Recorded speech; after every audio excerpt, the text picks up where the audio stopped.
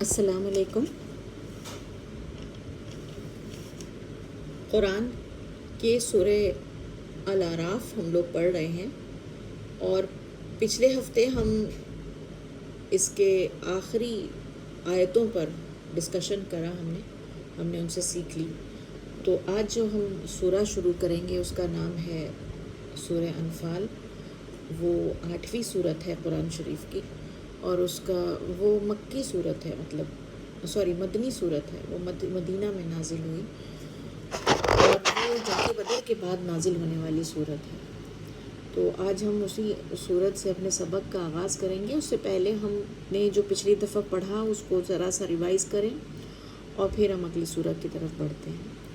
تو جو آیتیں ہم نے پچھلی بار پڑھی تھیں، مینلی 195 سے 206 سورہ الاعراف کی تھیں، اور ان میں ایک چیز ہم نے جو سیکھی سب سے پہلے وہ یہ تھی کہ توحید اور شرک کے بیچ میں ایک دلیل ہم نے سیکھی کہ ہمیں کیسے پہچان کرنا ہے کہ جو ہم چیزوں میں اٹکے ہوئے ہیں وہ کیا صحیح خدا ہے یا نہیں ہے۔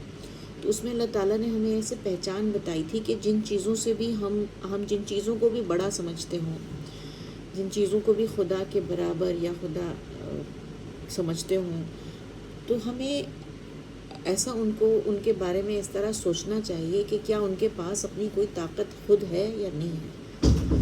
جو بھی طاقت ان کے پاس ہے وہ ان کی اپنی ہے یا خدا کی دی ہوئی ہے۔ اس طرح سے انہیں ہم ٹیسٹ کریں۔ تو کیونکہ آیت اس طرح سے تھی کہ کیا ان کے پاس پاؤں ہیں، آنکھیں ہیں، ہاتھ ہیں کہ وہ ان سے چلیں یا کام کر سکیں۔ تو یعنی کہ کسی بھی وہ تو بت کی بات تو ہے ہی کہ کسی بھی مورتی والی جو بت ہوتے ہیں ان کے پاس نہ اپنے ہاتھ پاؤں ہوتے ہیں۔ وہ سب دیکھنے کا لگتا ہے کہ وہ دیکھ رہے ہیں ہمیں، لیکن وہ دیکھ نہیں رہے ہوتے۔ ایسا لگتا ہے کہ وہ سن رہے ہیں ہمیں، لیکن وہ سن نہیں رہے ہوتے۔ لیکن مورتیوں کے علاوہ بھی جو ہم نے اپنی زندگی میں بت بنا رکھے ہیں، جس کسی کو بھی ہم نے اپنی لائف میں بڑا بنا رکھا ہے، ہم اس کو بھی اس آیت پہ ٹیسٹ کریں کہ کیا ان کے پاس ہاتھ پاؤں ہیں۔ تو ہم یہ سوچیں گے ہاتھ پاؤں تو ہوتے ہیں، ہاں ہاتھ پاؤں والوں کو ہی ہم بڑا سمجھتے ہیں، جیسے کوئی پیر مزار والے، یا پھر کوئی لوگ اپنے بچوں کو ہی اتنا بڑا سمجھ لیتے ہیں، کوئی لوگ اپنے ماں باپ کو ہی اتنا بڑا سمجھ لیتے ہیں، ایشور کا درجہ دینے لگتے ہیں۔ تو ہاتھ پاؤں تو ہیں، تو لیکن ہاتھ پاؤں جو ہے وہ اگر اس سے چھن جائے تو کیا وہ دوبارہ واپس پا سکتا ہے؟ ہاتھ پاؤں اس کو جو ملا ہے، ایک تو وہ ملا ہے، کسی نے دیا ہے، اور پھر دوسرے علاوہ اس کے پاس یہ طاقت نہیں ہے اگر کوئی اس کے ہاتھ پاؤں یا اس کی آنکھیں چھین لے تو وہ دوبارہ بنا لے۔ تو یہ ایک کیا کہتے ہیں طریقہ دیا اللہ تعالیٰ نے پہچاننے کا کہ کس کے پاس اپنی خود کی پاور نہیں ہے، اس سے آپ کیسے مانگو گے، اس سے اپنا کام کیسے کروا پاؤ گے۔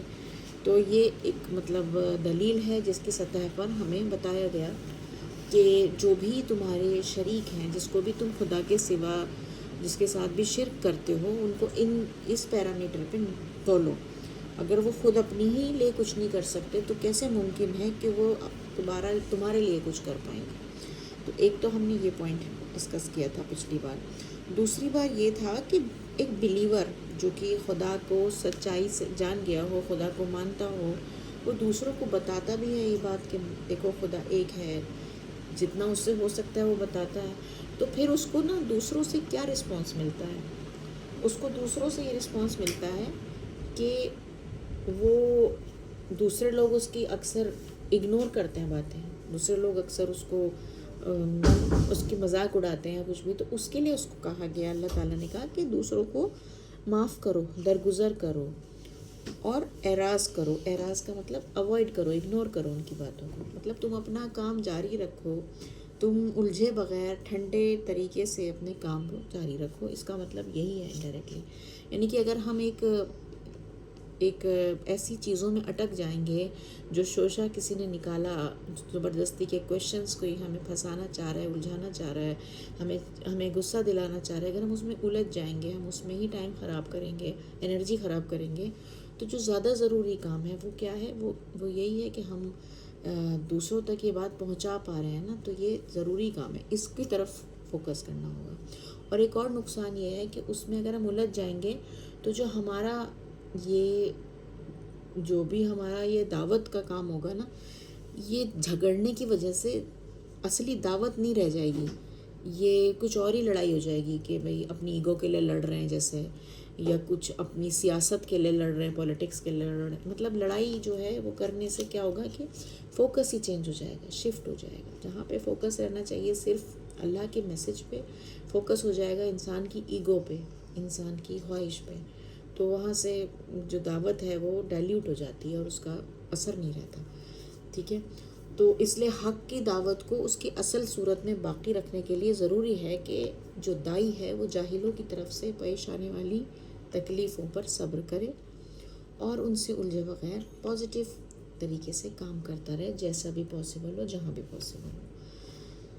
پھر ایک اور چیز جو ڈسکشن میں آئی تھی اس آیت میں تھی، وہ یہ تھی کہ موجودہ دنیا میں کوئی بھی شخص وہ شیطان کے حملوں سے خالی نہیں ہے، کیونکہ شیطان تو سب کے اوپر حملے کر رہا ہے نا، اس نے تو چیلنج لے رکھا ہے. تو ایسے موقع پر کیا چیز ہے جو ہمیں بچاتی ہے؟ تو وہاں اس آیت میں بتایا تھا کہ جو لوگ اللہ سے ڈر رکھتے ہیں انہیں وہ بچ جاتے ہیں. تو یہاں پہ ہمیں ہمیشہ یاد رکھنا ہے کہ اللہ کا ڈر یہ ہمارے لیے ایک ڈھال ہے، ایک شیلڈ ہے جو ہمیں بچاتا ہے شیطان سے.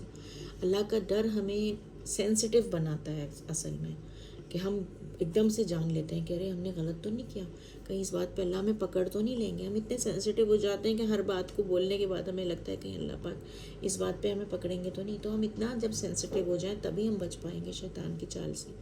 اس کو ہم ایسے سمجھ سکتے ہیں جیسے کہیں پہ CCTV کیمراز لگے ہوں، تو جب ہمیں پتہ ہے کہ کہاں کہاں پہ کیمرہ ہے تو وہاں اس ایریا میں ہماری جو چال ڈھال ہوگی، ہماری جو ایکٹیویٹیز ہوں گی وہ بہت ہی صحیح ہوں گی. ہم اس میں کچھ الٹا سیدھا حرکت نہیں کرتے ہیں کیونکہ ہمیں لگتا ہے ہم کیمرے پہ ہیں. تو یہی معاملہ ہے، جب انسان کے اندر وہ ڈر آ جاتا ہے تو وہ اتنا زیادہ سینسٹیو ہو جاتا ہے کہ اس کو ہر وقت اللہ کے ڈر کی وجہ سے اپنی آپ کو، اپنی ایکٹیویٹیز کو وہ ٹھیک رکھتا ہے. اور یہی اس کے لیے سب سے بڑی شیلڈ ہے، سب سے بڑی ڈھال ہے. تو حساسیت آدمی کا محافظ ہے ایک طرح سے، مطلب آدمی کو پروٹیکٹ کرتی ہے شیطان سے. جس آدمی کے اندر حساسیت نہیں ہوتی، جو سینسٹیو نہیں ہوتا، بے حس ہوتا ہے، تو وہ شیطان کے حملوں سے نہیں بچ پاتا. اسی لیے وہ اس کا کوئی کسی طرح سے بھی وہ صحیح راستے پہ آ نہیں سکتا. تو ہمیں اپنی سینسٹیوٹی کو بہت بچا کے رکھنا ہے، اس کو زندہ رکھنا ہے. اور جو ایک پوائنٹ پڑھا تھا ہم نے، اس بات کو کہا گیا تھا کہ مکہ والے کہتے تھے آپ صلی اللہ علیہ وسلم سے کہ آپ کوئی وہ کیوں نہیں لے کے آئے، نشانی، کوئی چمتکار، کوئی معجزہ، کچھ لے کے آنا چاہیے تھا. تو اس بات پہ اللہ تعالیٰ کی یہ ہم نے پڑھا تھا کہ جو اسلام ہے وہ کوئی کراماتی طلسماتی چیزیں بتانے کے لیے نہیں آیا، ٹونا ٹوٹکا بتانے کے لیے نہیں آیا کہ انسان کو اگر جیسے مان لو اس وقت جس وقت رسول اللہ صلی اللہ علیہ وسلم آئے تھے تو ان کو اس وقت اللہ تعالیٰ ایک اچھی سی کار دے کے بھیجتا، ایک کار، ایسی کار جو اس وقت انسان امیجن بھی نہیں کر سکتا تھا. اس میں AC ہوتا، اس میں سب کچھ آٹومیٹک ہوتا. تو اس وقت کے لیے تو وہی معجزہ تھا، اس وقت کے لوگ امپریس ہو سکتے تھے اور اللہ ایسا کر سکتا تھا. لیکن پھر کیا ہوتا ہے اس سے، اگر ایک معجزہ آ جاتا ہے یا کوئی ایسی چمتکاری چیز دیکھ لیتا ہے تو اسی میں اٹک جاتے ہیں لوگ. تو سارے لوگ اسی میں اٹک جاتے ہیں، اس کار میں، اس کی حیرت میں لگے رہتے ہیں. وہ خدا کی پیغام کو سنتے بھی لیکن ان کے دماغ میں اس کار کی بڑائی رہتی. جو چیز آدمی دیکھ لیتا ہے نا، کوئی بڑی سی چیز، اس کی ایک ہیبت بس جاتی ہے اس کے دماغ میں، تو وہ کچھ اور باتوں کو گھسنے نہیں دیتی. تو پھر وہ اللہ کے میسج کو سنتے، اللہ کو جاننا پاتے. وہ صرف کار کا ہی ایک تصور اپنے دماغ میں رکھے ہوتے، اور کہیں پر بھی وہ اگر خدا کی بات کر رہے ہوتے تو وہ اس کار کی بات زیادہ کر رہے ہوتے. مطلب ایک اتنا زیادہ اس سے او میں ہوتے اس بات کی کہ وہ انہیں اور کچھ سوجھ نہیں پاتا. تو اسی لیے ایسی چیزوں کو دور رکھا گیا، ایسے کرامات اور طلسماتوں سے اسلام کی پہچان نہیں کرائی گئی. اسلام کیونکہ انسان کی سوچ کو بدلنے آیا تھا. سوچ تو تبھی بدلتی ہے نا جب آدمی غور کرے، کسی بات پر سمجھے.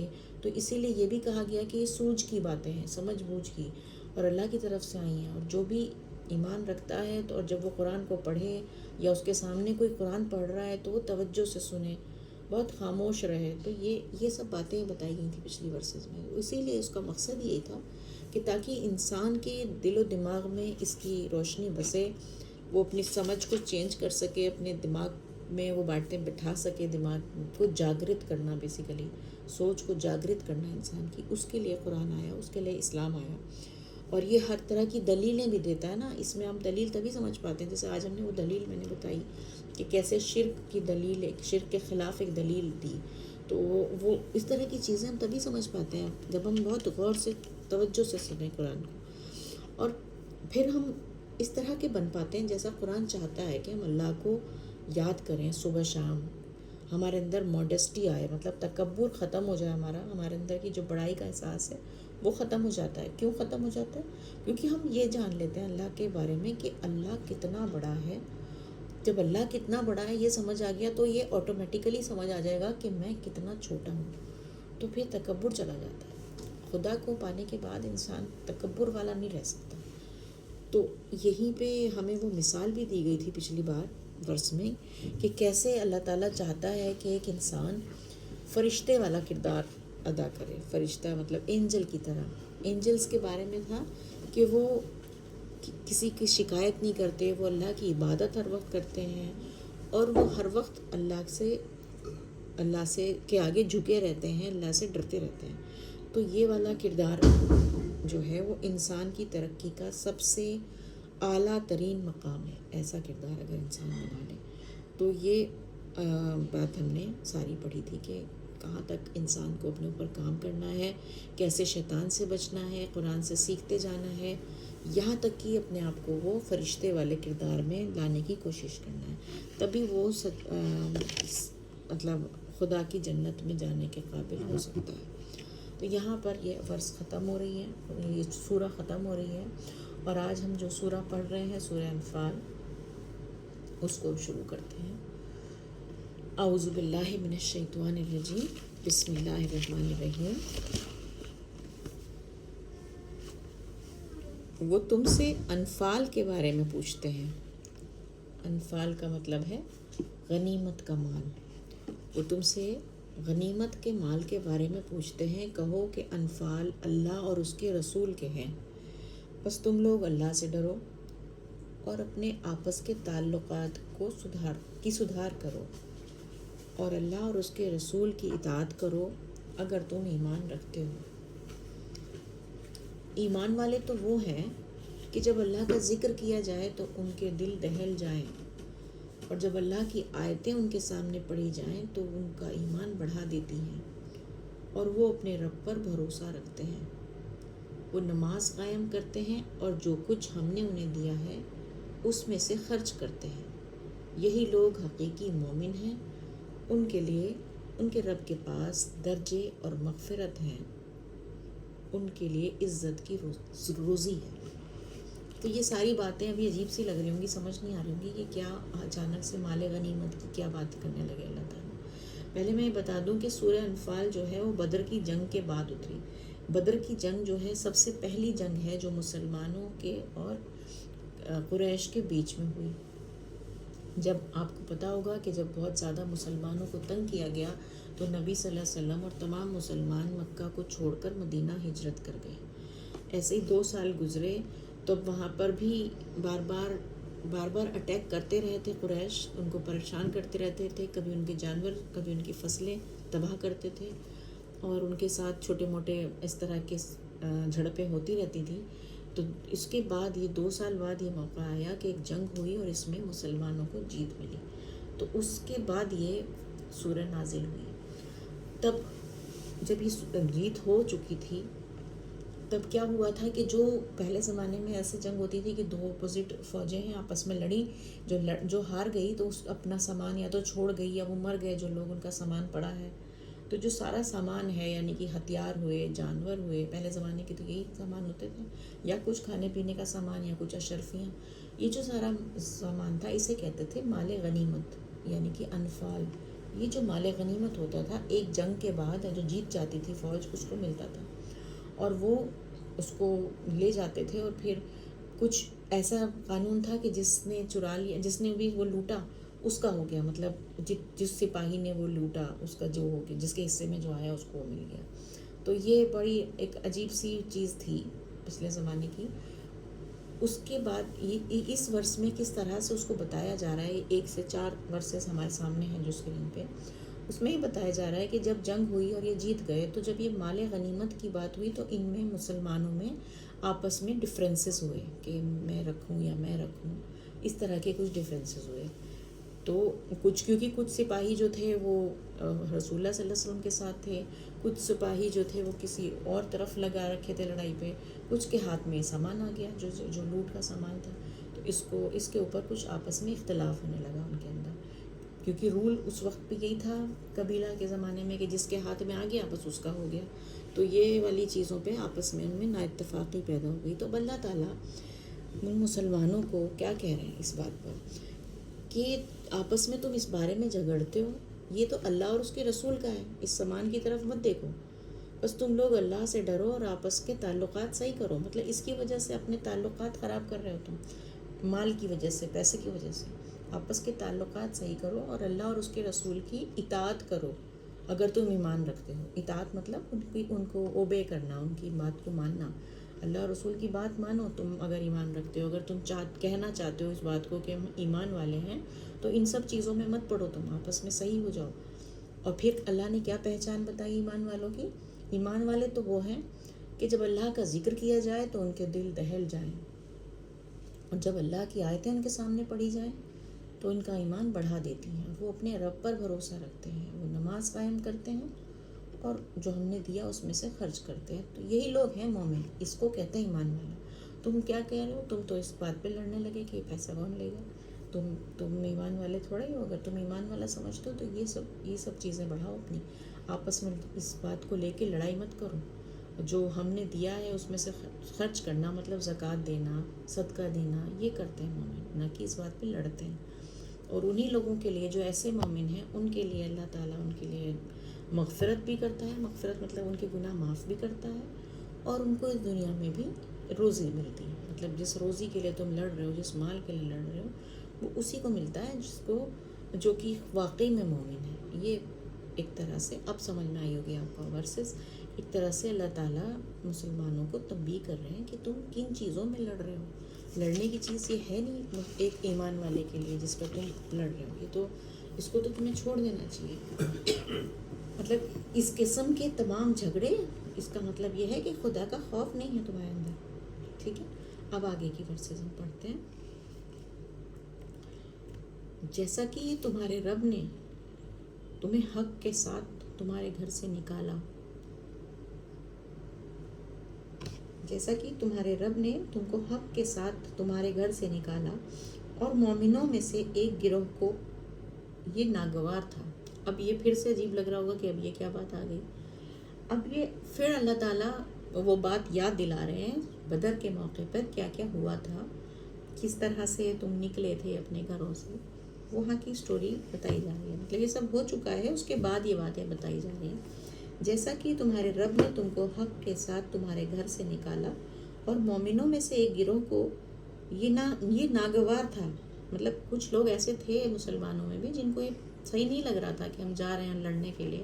کیوں ایسا کیوں تھا؟ کیونکہ ان لوگوں کے پاس نہ ہتھیار تھے نہ انسان تھے. 313 لوگ تھے اور وہاں سے ہزاروں کی تعداد میں آدمی آ رہا تھا، 1000 سے اوپر.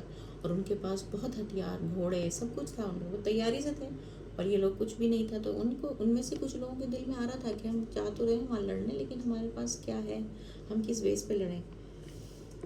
اور اس حق کے معاملے میں تم سے جھگڑ رہے تھے باوجود یہ کہ وہ ظاہر ہو چکا تھا، گویا کہ موت کی طرف ہانکے جا رہے ہیں آنکھوں دیکھی. مطلب وہ رسول اللہ صلی اللہ علیہ وسلم سے بحث کر رہے تھے کہ یہ ایسا کیوں کر رہے ہیں ہم لوگ، وہاں کیوں جا رہے ہیں، وہاں تو موت ہی آنی ہے، ہم مریں گے ہی. اور ایسا مطلب ان کو اس بات پہ بالکل بھی بھروسہ نہیں ہو رہا تھا. اور یہاں پہ یہ ہے کہ باوجود یہ کہ وہ ظاہر ہو چکا تھا. اس کا کیا مطلب ہے؟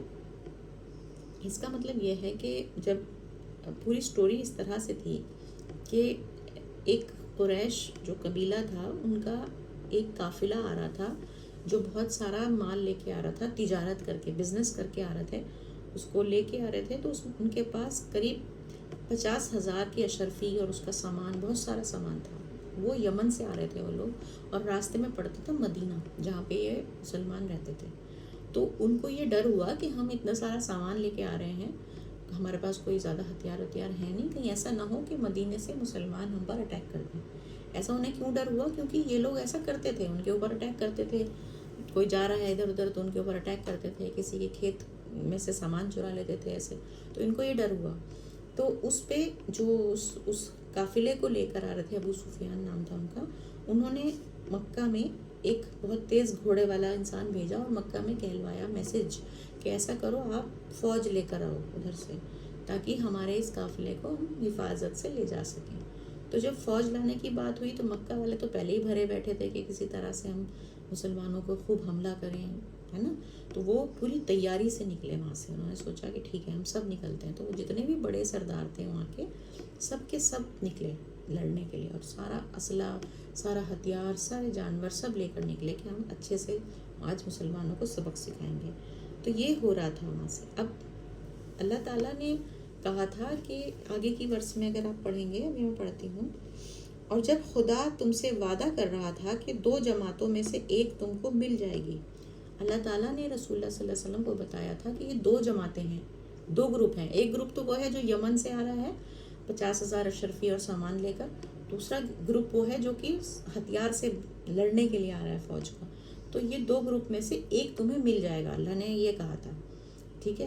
لیکن انسان کو کیا لگ رہا تھا، ان سب لوگوں کو کیا لگ رہا تھا کہ ہم اس پہ اٹیک کر دیں جو کہ 50,000 اشرفی لے کے آ رہے ہیں.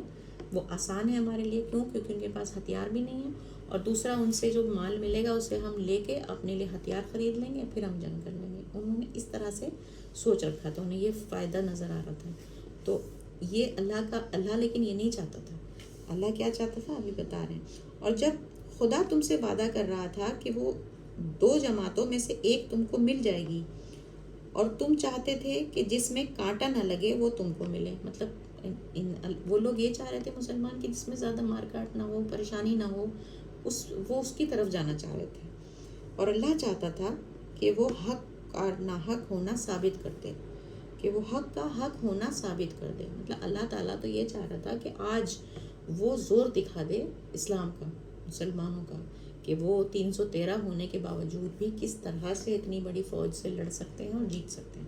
اللہ تو یہ چاہتا تھا.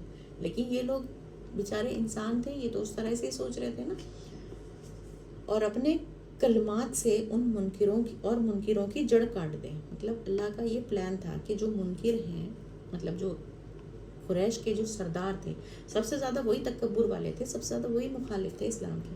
70 سردار تھے وہاں پہ قبیلوں کے، اور وہ ایک سے ایک کٹر دشمن تھے. تو اللہ تعالیٰ چاہتا تھا کہ ان کو ختم ایک ساتھ، اسی لیے اللہ نے پلان کر کے ان کو سب کو ایک ہی فوج میں بلایا، کیونکہ خدا چاہتا تھا کہ وہ سارے ختم ہو جائیں، اور جو سب سے زیادہ کٹر دشمن ہیں انہیں ہلاک کر دے اللہ تعالیٰ، جڑ کٹ جائے. اور تاکہ جو عام انسان ہے نا، وہ بھی ان کے ڈر کے مارے نا اسلام کا ساتھ نہیں دے پا رہا تھا مکہ میں، کیونکہ وہ اتنے بڑے بڑے 70 لوگ جب سپورٹ نہیں کرتے تھے تو وہ بھی ڈر جاتے تھے، پیچھے ہٹ جاتے. تو آج اللہ تعالیٰ کا یہ پلان تھا تاکہ حق ہو کر رہے اور باطل ہو کر رہ جائے. مطلب اللہ کا تھا کہ حق جو ہے، جو ستیہ ہے، وہ تو ستیہ کی طرح دکھائی دے، اور جو باطل ہے یعنی کہ جھوٹ ہے وہ جھوٹ کی طرح رہ جائے، اور مجرموں کو کتنا ہی برا لگے، مطلب جو گناہ گار لوگ ہیں انہیں کتنا ہی برا لگے. لیکن اللہ اس طرح سے اپنی بات کو سوچ رہا تھا، اور اللہ نے جس طرح سوچا ویسا ہی ہوا. وہ 313 کا لشکر جو تھا وہ جیت گیا، اور جو ہزاروں کی تعداد میں جو لوگ آئے تھے وہ ہار گئے، اور جتنے 70 سردار تھے ان میں سے زیادہ تر مارے گئے، اور جو بچے وہ گرفتار ہو گئے. مطلب خدا کا پلان جیسا تھا ویسا ہی ہوا. انسان کو تو پتہ نہیں ہوتا نا کہ اللہ کس طرح سے چاہ رہا ہے. تو وہی بات اللہ تعالیٰ ان آیتوں میں یاد دلا رہے ہیں. اب آگے کی بات دیکھیں. جب تم اپنے رب سے فریاد کر رہے تھے تو اس نے تمہاری فریاد سنی کہ میں تمہاری مدد کے لیے 1000 فرشتے لگاتار بھیج رہا ہوں. اب یہ وہیں کی بات ہو رہی ہے کہ جب وہ شروع ہونے والی تھی جنگ، اس سے پہلے رسول اللہ صلی اللہ علیہ وسلم نے دعا کری تھی اللہ تعالیٰ سے کہ یا اللہ، یہ جو 313 لوگ ہیں یہی ہیں کل ہمارے پاس. آج اگر یہ 313 بھی ختم ہو گئے اس جنگ میں، ایسی دعا انہوں نے اس طرح، مطلب ایگزیکٹ الفاظ نہیں ہیں مگر اس میں میننگ یہی تھا، یہی کہا تھا آپ صلی اللہ علیہ وسلم نے کہ اگر یہ 313 بھی ختم ہو گئے تو تیرا نام لینے والا کوئی نہیں رہے گا اس زمین پہ، اسلام ختم ہو جائے گا. آج تجھے بچانا ہے. یہ دعا کی تھی اللہ نے. تو اللہ سے تو اللہ نے کیا کہا کہ میں نے تمہاری فریاد سنی، اور میں نے کہا کہ میں تمہاری مدد کے لیے 1000 فرشتے لگاتار بھیج رہا ہوں. مطلب یہ نہیں کہ بھیج دیے، بھیج رہا ہوں لگاتار، اللہ تعالیٰ بار بار بھیج رہے ہیں یہ فرشتے. اور یہ اللہ نے صرف اس لیے کیا کہ تمہارے لیے خوشخبری ہو، تاکہ تمہارے دل اس سے مطمئن ہو جائیں. تو اللہ نے، حالانکہ اللہ تو مدد تو کرنے والا اللہ ہی ہے، کبھی بھی ہم مدد مانگتے ہیں تو یا کوئی بھی کام کرتے ہیں تو مدد تو اللہ کی ہوتی ہے، لیکن یہاں پہ اللہ نے انہیں اس لیے بتایا کہ میں 1000 فرشتے بھیج رہا ہوں تاکہ وہ سکون میں آ جائیں، انہیں مطمئن ہو جائے، وہ ان کو خوشخبری مل جائے. مدد تو آنی ہی آنی ہے، اور مدد تو اللہ ہی کے پاس سے آتی ہے. یقیناً اللہ زبردست ہے، حکمت والا ہے. مطلب ایک طریقہ تو یہ تھا کہ اللہ مدد بھیج دیتا لیکن انہیں نہ بتاتا تو وہ ٹینشن میں رہتے، لڑائی جنگ ہوتی لیکن انہیں اسٹریس رہتا. لیکن ایک طریقہ یہ ہے کہ اللہ نے انہیں پہلے ہی بتا دیا تھا کہ تم پریشان نہ ہو اور میں 1000 فرشتے بھیجوں گا. تو اس سے کیا ہوا، ان کا دل مطمئن ہو گیا. یقیناً اللہ زبردست ہے، حکمت والا ہے. اور جب اللہ نے تم پر اونگ ڈال دی، پھر ایک اور طریقہ کیا اللہ نے ان کو اطمینان دلانے کا. دیکھو جنگ کے ٹائم پہ تو ایک تو سامنے کی جنگ ہوا کرتی تھی پہلے، تو کتنا سٹریس اور ٹینشن رہتا ہوگا، گھبراہٹ ہوتی ہوگی.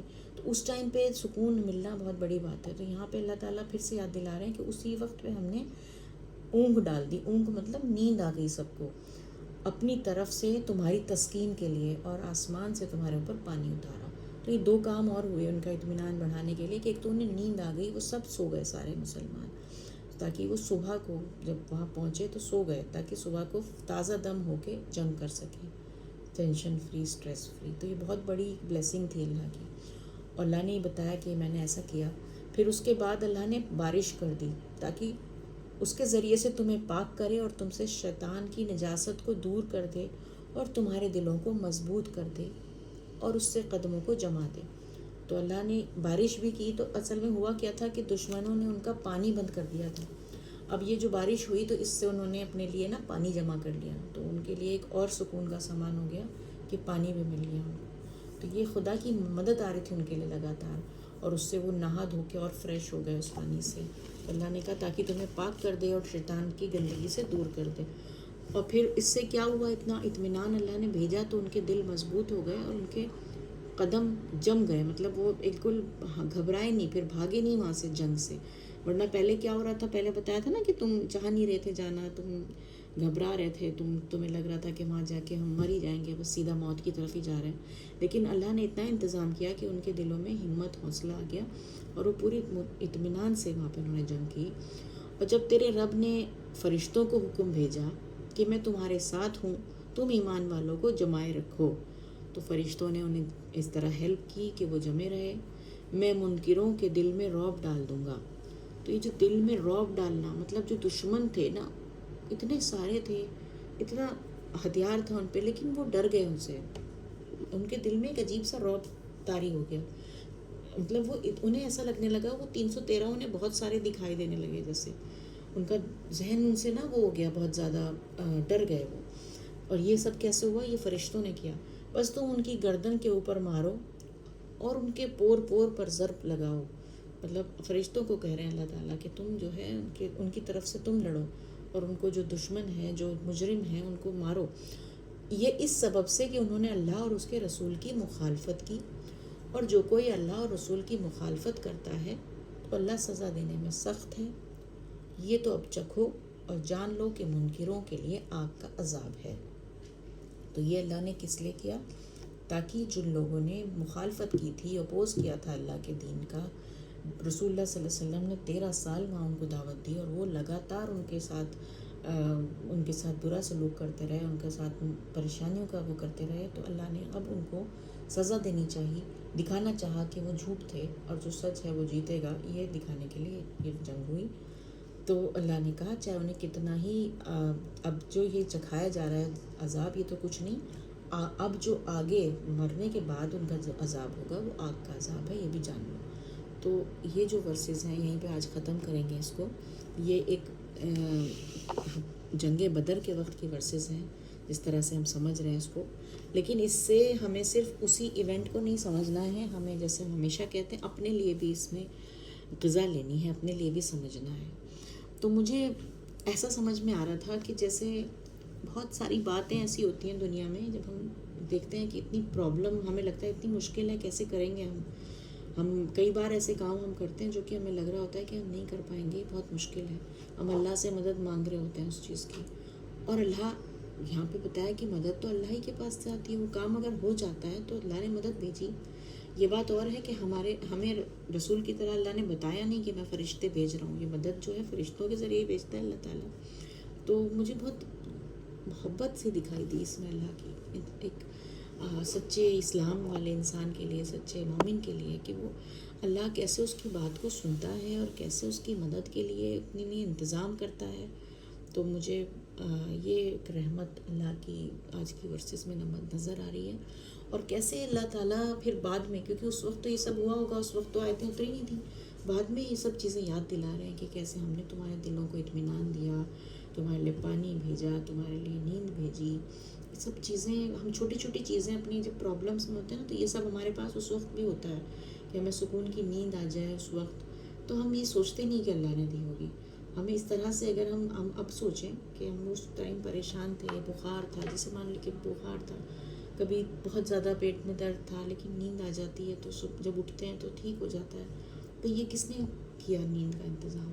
اس کا بھی ہمیں ڈھونڈ کے شکر کرنا چاہیے کہ اس وقت ہم ان چیزوں کو سوچتے ہیں کہ ہم شاید سو گئے تو اچھے ہو گئے، ہم نے نیند کو ہی سب کچھ سمجھ لیا، یہ نہیں سمجھا کہ نیند کس نے دی، یا ہم نے پانی پی لیا تو اب سکون مل گیا، گلا سوکھ رہا تھا، تو یہ نہیں سوچا کہ پانی کس نے دیا، ہم نے پانی کو سب کچھ سمجھ لیا۔ تو اس طرح سے جیسے اللہ بتا رہا ہے نا، ایسے ہی ہمیں سوچنا چاہیے کہ کیسے اللہ نے ہمیں یہ پانی دے دیا، ہم گندے تھے، بہت کچھ کام کر کے آئے، گندا کچھ لگا ہے، مٹی ہے، باہر سے آ کے ہم نہا لیے تو ہم سوچ رہے ہیں بس ہم نہا لیے ہو گیا، اب ہم نے یہ نہیں سوچا کہ پانی نہ دیتا اللہ تو کیسے ہم پاک ہو پاتے ہیں، کیسے اپنی گندگی کو دور کر پاتے ہیں۔ تو یہ سب چیزیں روز روز ہمارے ساتھ بھی ہو رہی ہیں، یہ تو خیر ایک جنگ کا واقعہ بہت بڑے لیول پہ ہوا تھا، لیکن روز روز اللہ تعالیٰ ہمیں ہیلپ کرتے ہیں، ہماری مدد آتی ہے، اور بڑے بڑے واقعات میں بھی آتی ہے جب ہم پریشانیوں میں ہوتے ہیں، اور ویسے ڈیلی چھوٹی چھوٹی ایکٹیویٹیز میں بھی آتی ہے، تو ہمیں وہاں چھوٹی چھوٹی چیزوں میں اللہ کو ڈسکور کرنا آ گیا اس چیز سے۔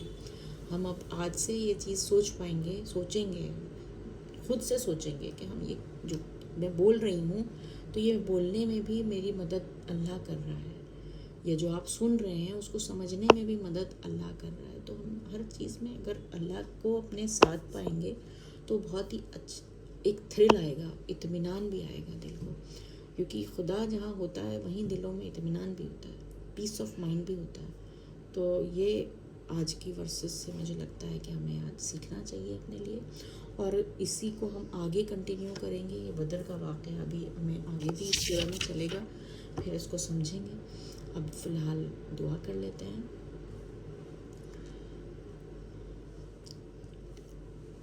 الحمدللہ رب العالمین، الرحمن الرحیم، مالک یوم الدین، ایاک نعبد و ایاک نستعین، اہدنا الصراط المستقیم، صراط الذین انعمت علیہم غیر المغضوب علیہم ولا الضالین، آمین۔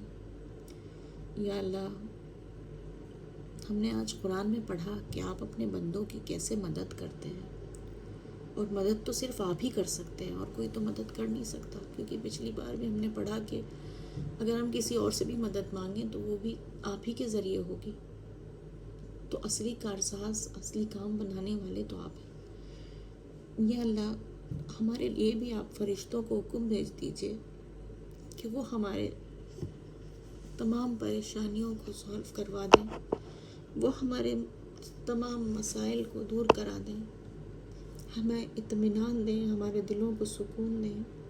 یا اللہ، آپ لگاتار جو مدد ہماری بھیجتے ہیں اس کو ہم ٹیکن فار گرانٹیڈ لے لیتے ہیں، ہم اسے روز کا معمول سمجھ کر بھول جاتے ہیں، ہم اس کے بارے میں شکر بھی ادا نہیں کر پاتے۔ آپ نے ہمارے بارے میں اتنا سوچا، ہمارے لیے یہ پلانٹ ارتھ بنایا یا دنیا بنائی جہاں آکسیجن ہے کہ ہم سانس لیں تو ہر وقت ہمیں آکسیجن مل رہی ہے، جہاں پانی ہے کہ جب ہمیں پیاس لگے تو ہر وقت پانی ہمیں مل رہا ہے، ہمیں کھانا مل رہا ہے، ہم ہر طرح سے فیسلٹیز میں جی رہے ہیں۔ خدایا، ہم نے ان چیزوں کا شکر نہیں کیا، ہم روز روز کی باتوں پہ روز روز شکر کرنے والے بنے، ہر روز شکر کرنے والے بنے، تیری اس مدد کو بھی ہم ڈسکور کرنے والے بنے. آج کی ورسز سے ہم نے یہی سیکھا ہے. اور مزید جتنی بھی پریشانیاں ہمیں ہیں ان سب پریشانیوں کے لیے ہمیں مدد بھیج. اللہ تو ہر وقت ہمیں اپنی مدد بھیج، کیونکہ اگر تو ہمیں ایک سیکنڈ کے لیے بھی، یہ پلک جھپکنے کی دیر کے لیے بھی چھوڑ دے گا تو ہمارا کچھ ہو نہ سکے گا. ہم کچھ کر نہیں سکتے اتنی دیر کے لیے بھی. ہم برباد ہو جائیں گے، ہلاکت میں چلے جائیں گے. ہر وقت شیطان ہمارے پیچھے ہے. ہمارے اندر اپنا ڈر بٹھا دے اللہ تعالیٰ، ہم ہر وقت اپنے آپ کو صحیح راستے پہ لا سکیں. اللہ ہم بہت علم لے رہے ہیں، بار بار سیکھ رہے ہیں قرآن سے، ہمیں عمل کرنے والا بھی بنا دے، ہمیں خود کو بدلنے والا بھی بنا دے. ابھی تک ہمارا مزاج یہی ہے کہ ہم دوسروں کو بدلنے لگتے ہیں، ہم دوسروں کے بارے میں سوچنے لگتے ہیں. اللہ تعالیٰ اپنی غلطیوں کو ڈھونڈیں، اپنے اوپر کام کریں، اپنے آپ کو جہنم سے بچائیں. یہی ہمارے مقصد ہو جائے زندگی کا. یا اللہ اس سیشن کو قبول کر لیجئے. ہمارے اندر جو ہم نے اس سیشن میں چھٹ گیا ہو ہم سے، یا ہم سے کوئی غلطی ہو گئی ہو، اس کو درگزر کر دیجئے. کیونکہ آپ ہی نے سکھایا ہے کہ درگزر کرو اور معاف کرو. یہ آپ ہی نے سکھایا ہے قرآن میں، تو آپ بھی اسی پہ ضرور اسی کو فالو کرتے ہوں گے. اللہ ہمیں معاف کر دیں. یا اللہ ہمارے اس میٹنگ کو قبول کر لیں، اور جو لوگ بھی اس میٹنگ کا حصہ ہیں ان کے لیے آسانیاں کر دیں، عافیت میں رکھیں سب کو. آمین. آپ نے